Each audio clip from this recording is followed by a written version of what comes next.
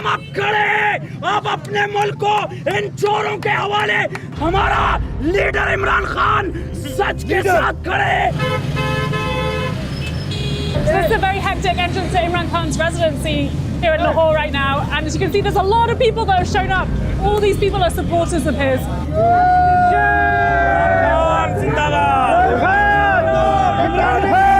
Why are you outside his house right now? Without dignity, government, imported government has arrived here to arrest him. So you're protecting Imran Khan against arrest? Protecting Imran Khan. We are fighting for Imran Khan. Inshallah, we will die for him, inshallah. Why? Because he is original leader of Islamic and all over the world. Imran Khan, the man at the centre of Pakistan's political chaos right now.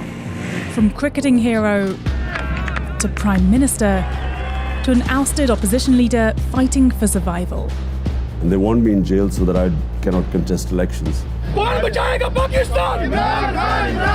Imran Khan has been kicked out of government just last year. He's now hoping to make a political comeback. Things are very, very tense. The police have been camped outside his house, and we're heading right into the belly of the beast to meet the man himself.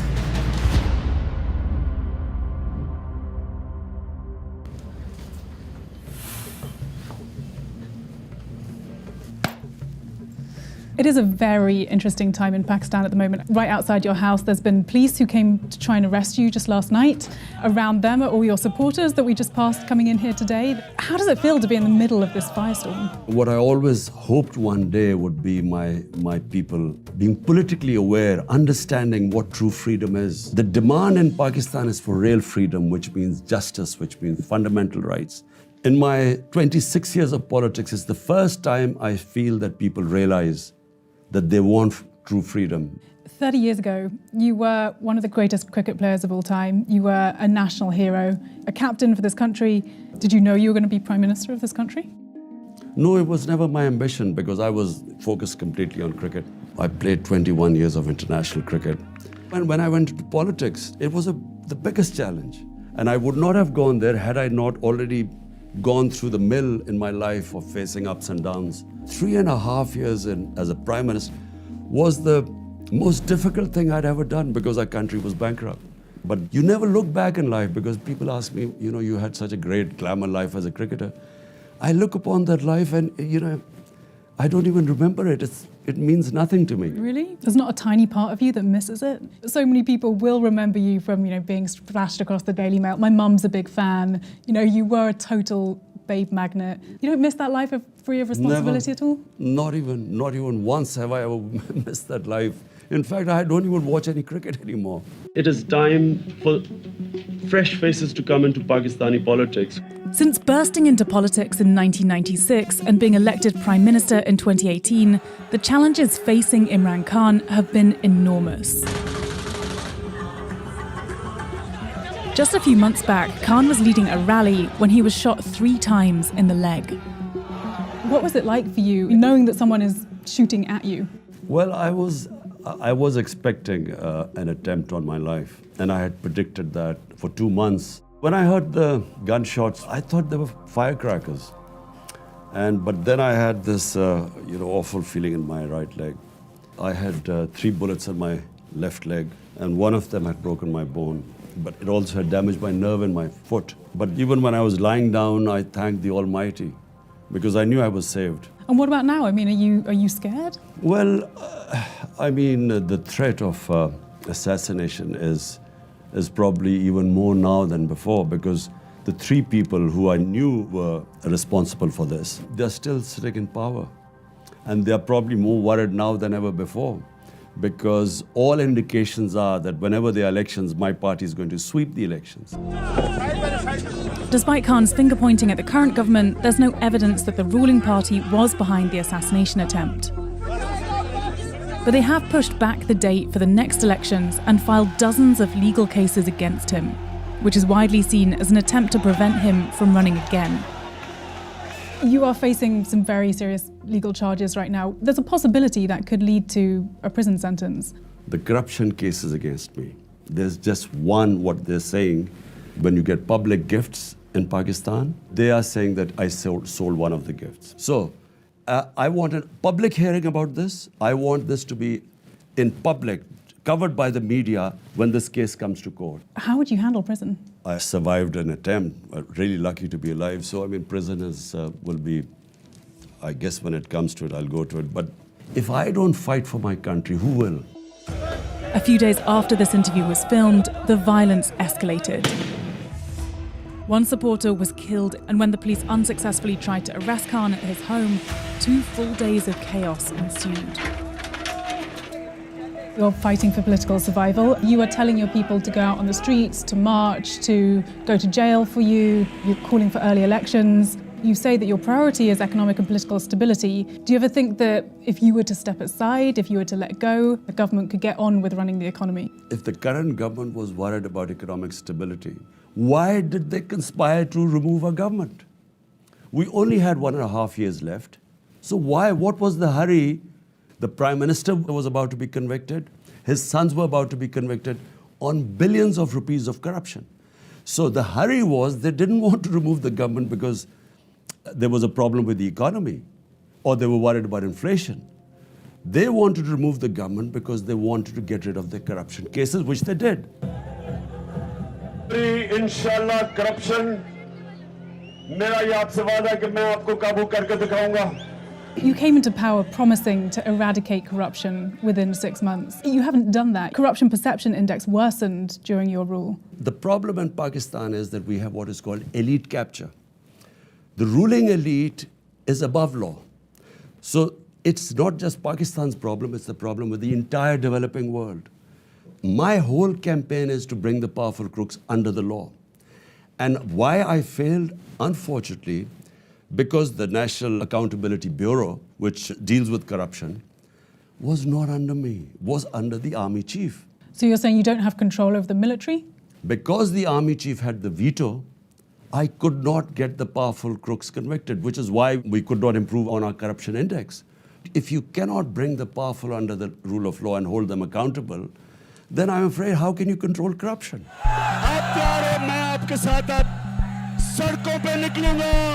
तब तक निकलता रहूंगा जब तक तुम election हम तुम्हारे से जबरदस्ती इलेक्शन करवाएंगे. You've been very critical of the current government for suppressing free speech, for politically persecuting you, as you say. Under your own government, talk shows were shut down, journalists who've been critical of you were attacked, tortured, detained. As someone who is presenting yourself as a victim, I can see you shaking your head, as someone who is presenting yourself as a victim of persecution and a beacon of free speech. Not one case against the media was ever instituted by my government. I mean, there is a long list of journalists who... Let me just complete it. So not one by my government. What happened was the journalist who got into trouble said something to the army. When I found out, immediately the next day we had them released. Compare that to what's going on now. That might be true, but I'm asking you about under your rule. You know, the Reporters Without Borders said that, you know, labelled you as a press freedom predator. The 2 times we found out 2 journalists were picked up, we immediately took action. And what about the others? There were people who were shot outside their homes, there were people whose talk shows were shut down. Talk shows was shut down only on 2 people who apparently said something against the army, not against my government. The army has ruled Pakistan for half the country's existence, and critics accuse them of still pulling the strings in the country's politics. You blame the military for many things. Why should people vote for you if you can't control the military? My responsibility was fighting corruption, but I did not have the authority on the institution that was supposed to be a tool to fight corruption, NAB, which was controlled by the army chief. Do you not feel like it needs to be dismantled in order to actually have a free and fair country, as you say? There needs to be a balance. No management system works if the Prime Minister has the responsibility, but he doesn't have the authority. Another force Khan has tried to find balance with is the Taliban. We must strengthen this current government, stabilize it, for the sake of the people of Afghanistan. Nicknamed Taliban Khan, he's known for his softer approach to the group. When the Taliban took Afghanistan, you noted that the Taliban had promised to uphold human rights and to form an inclusive government. It's been 2 years now, and the Taliban does not have an inclusive government. The human rights record is not looking good, especially for women's rights, as I'm sure you're aware. Is there any part of you that regrets a somewhat softer attitude towards the Taliban? You see, unfortunately, in the West, all you look upon Afghanistan is Taliban and anti-Taliban.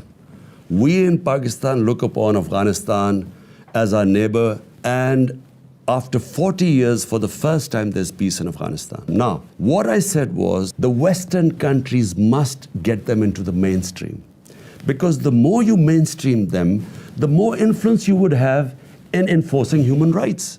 But if you isolate them, what leverage has any country got left now to tell them to send your girls to school or human rights? You can't. But human rights are suffering.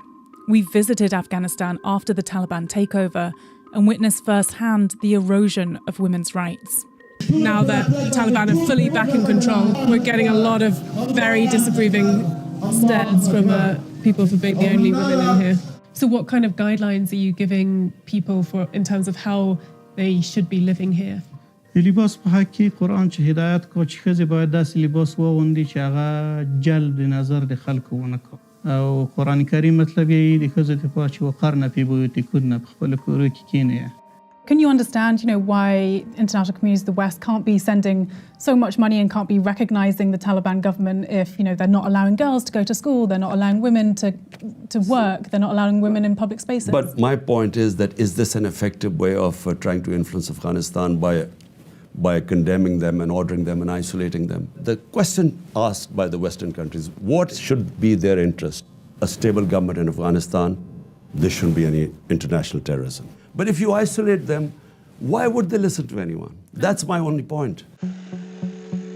Khan says the dire situation for women in Afghanistan will not benefit from the world's isolation. But what about the women in his own country?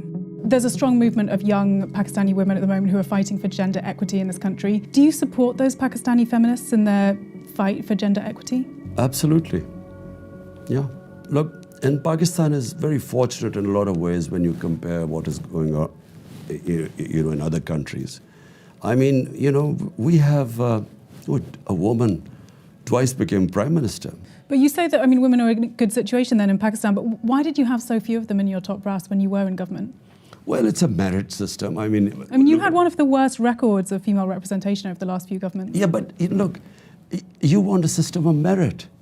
In the US, you haven't had a woman prime minister, a president so far. The point is that you select a cabinet on merit, people who are going to deliver. If you do get back into power, will you work to improve that record?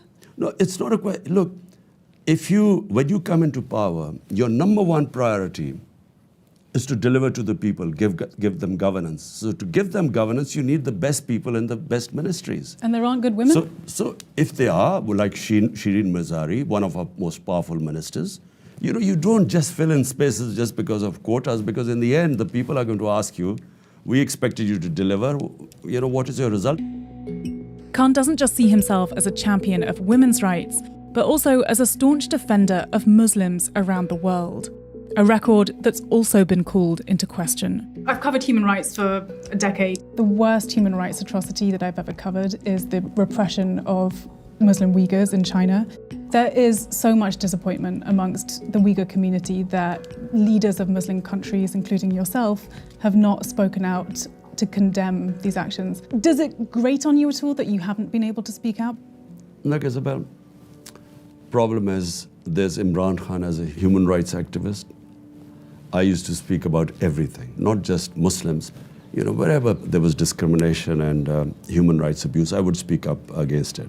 When you become the prime minister, your number one priority becomes, in my case, 220 million people of Pakistan. When that is your number one priority, then you have to be very careful. You don't have the luxury to criticize. Poor countries do not have the luxury to criticize when they have a huge amount of vulnerable people.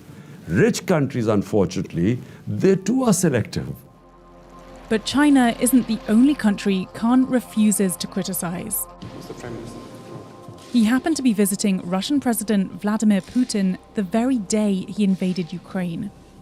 What was Putin like that day? You got a front row seat to war breaking out and him literally launching war that day. The morning, just before, an hour before my meeting, we found that they had invaded Ukraine. So I first thought he might cancel the meeting. Then I thought it would be a brief meeting. I didn't think I would be sitting there for 3 hours. Did you bring it up with him? And he gave the Russian point of view.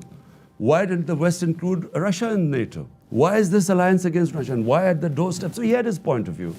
Of course, the West has their own point of view. My point is that, we as countries should stay neutral. We became part of the US war on terror. 80,000 Pakistanis were killed. Over $100 billion were lost to the economy. There were 400 drone attacks by the US on an ally in Pakistan. And what did we gain out of this? One lesson Pakistan has learned is stay out of other people's conflicts.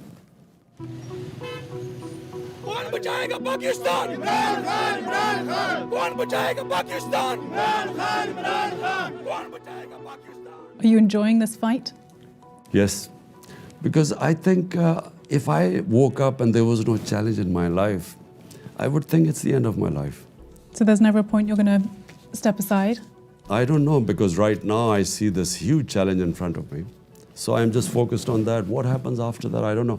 Get Pakistan out of this quagmire is going to be probably the most phenomenal thing that anyone could ever do.